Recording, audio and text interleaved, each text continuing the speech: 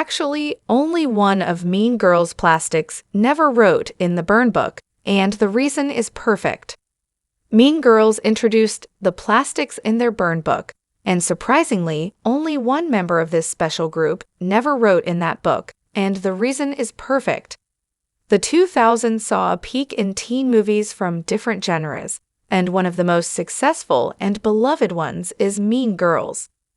Directed by Mark Waters and based on the 2002 self-help book Queen Bees and One-Aves by Rosalind Wiseman, Mean Girls took viewers to North Shore High School to follow Cady Heron. Cady had just moved from Africa and, after being homeschooled her whole life, was about to properly attend school for the first time.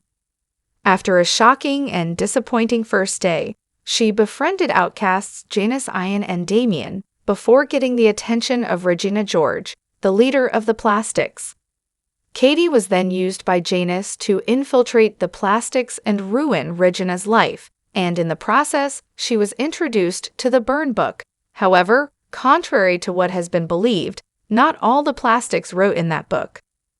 The group of Plastics was formed by Regina, gossip lover and loyal follower of Regina, Gretchen, and sweet but dim-witted Karen. Gretchen and Karen followed Regina around all the time and followed her imposed rules on what to wear and when, who they could talk to, and more. When Cady visited Regina's house for the first time, the group introduced her to the burn book, a diary for them only in which they wrote rumors and insulting remarks about their classmates and teachers. It was thanks to the burn book that Cady learned what the Plastics thought about Janice, and she accidentally contributed to it at first by repeating something Janice had said about Damien. However, she later voluntarily contributed to it by writing that Miss Norbury was a drug pusher. Later on in Mean Girls, Regina distributed copies of the burn book, which got Cady, Gretchen, and Karen in trouble with Principal Duval, even though Karen never wrote in the book. Speaking to Collider in 2020, Amanda Seyfried was asked whether Karen ever wrote something in the Plastics burn book or not, to which she replied that she never did.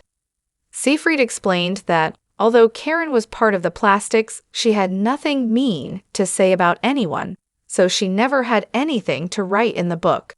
Throughout Mean Girls, Karen never said anything mean about others, and while this could be seen as Karen being too dumb for that, she might simply have not had that meanness in her. Gretchen fit the group of the Plastics as she was very nosy, and that led her to be mean many times, though never at the level of Regina. Karen, despite getting along well with Gretchen and Regina, never really felt like she belonged to that group, and out of the tree she was the sweetest and most quiet. Surely Karen followed them everywhere and did as she was told, which is why she didn't fit the group, but she fit Regina's plan. To be the leader of the Plastics, Regina needed people she could manipulate and who would listen to her and do as she said.